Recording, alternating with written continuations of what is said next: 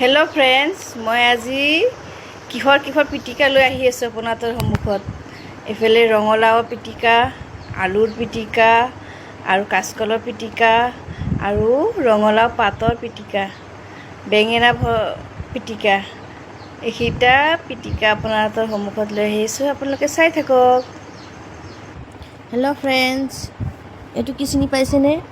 এইটো হৈছে ৰঙালাও। এইখিনি ৰঙালাও মই পিটিকা বনাম। কাটি ধুনীয়াকৈ ধুই মেলি বখলাই ল'লোঁ বইল কৰিবলৈ। বইল হৈ আছে, অলপ চাম এতিয়া এইটো কোমল হ'ল নে টান হ'ল। এতিয়া দেখিছোঁ হৈয়ে গ'ল এইটো। বইল কৰি আছোঁ যিহেতু।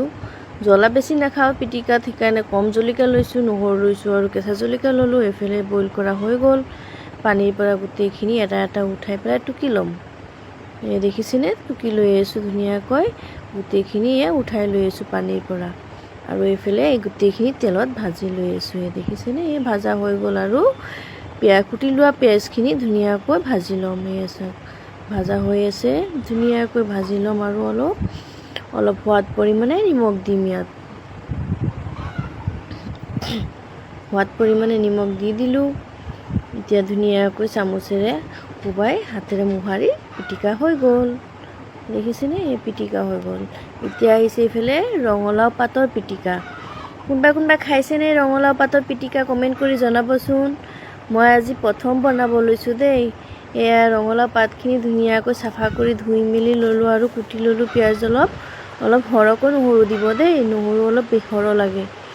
নহৰু দিলোঁ আৰু মিঠাতেল অলপ দি দিছোঁ। চাওক, দেখিছেনে, চাওক দি দিলোঁ আৰু বইল কৰি ল'লোঁ। আৰু কেঁচা জলকীয়াকেইটা অলপ দেৰিকৈ দিছোঁ, যাতে টান থাকে, সেইটো কাৰণে অলপ দেৰিকৈ দিলোঁ। আৰু সোৱাদ পৰিমাণে নিমখ দিলোঁ আৰু গোটেইখিনি পানী শুকাই ল'লোঁ। চাওকচোন, অলপ পৰিমাণ পানী দিলোঁ। এতিয়া পটাত পিচি খাম, গ্ৰাইণ্ডাৰত মাৰি নাখাওঁ।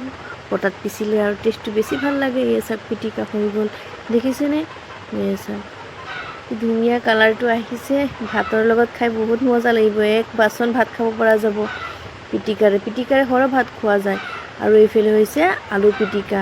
আলু পিটিকা কিহেৰে বনালোঁ? শুকান জলকীয়াৰে বনালোঁ। পিঁয়াজ আৰু শুকান জলকীয়া ভাজি বনালোঁ।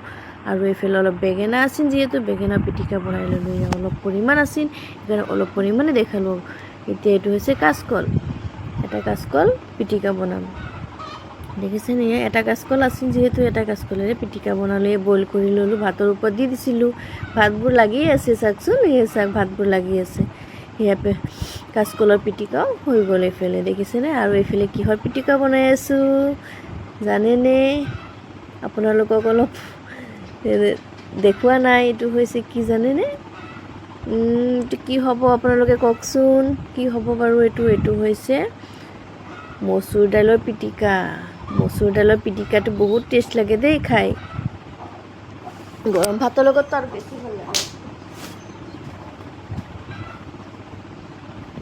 চাওক, পিটিকা হৈ গ'ল। মচুৰ দাইলৰ পিটিকাও হৈ গ'ল। দেখিছেনে, আজি আপোনালোকৰ সন্মুখত পিটিকা লৈ আহিছোঁ। কেনে লাগিছে জনাব, বাই।